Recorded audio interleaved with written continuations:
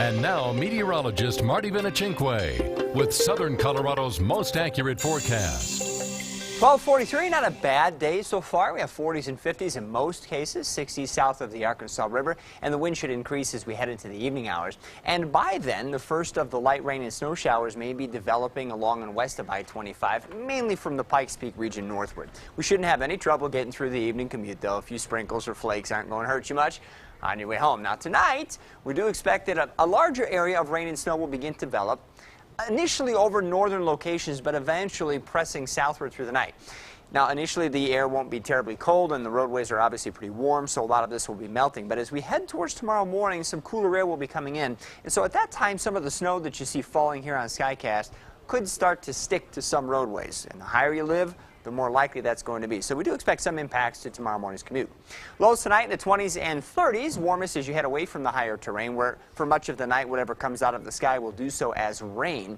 Across the high country, of course, it'll be all snow, and we'll have teens and 20s for lows. And then you see during the day tomorrow, a pretty well-organized area of rain and snow could continue to slide off to the south, at least through the first half of the day.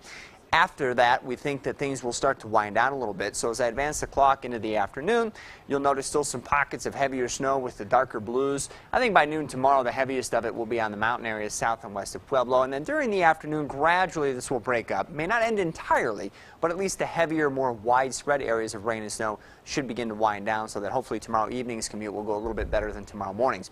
We're expecting maybe as much as 3 to 7 inches of snow in this pink shaded area up on the Palmer Divide into Teller County. Well, certainly those would be locations where we would expect some winter driving conditions to exist, and that'll be true as well over all the mountain areas.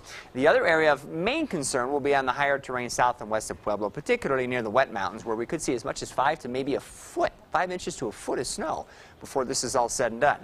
So trick then becomes, what do we do in Colorado Springs and Pueblo? Well, I think in Colorado Springs we could briefly have some widened or at least slushy roadways tomorrow morning. In Pueblo, I think we'll keep them wet.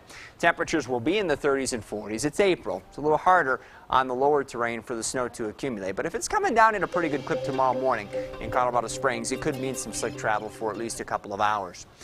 Look for 50s to return on Friday. A little unsettled this weekend. Just some late day showers that may develop over near the mountains. A little spring-like that way. We're not expecting anything organized or widespread, as we should get later on tonight and tomorrow. And then by next week, things look to start to clear out, and we should be pretty nice with upper 50s on Tuesday and maybe mid-60s by Wednesday. Thursday, we could likely be in the 70s as it appears now.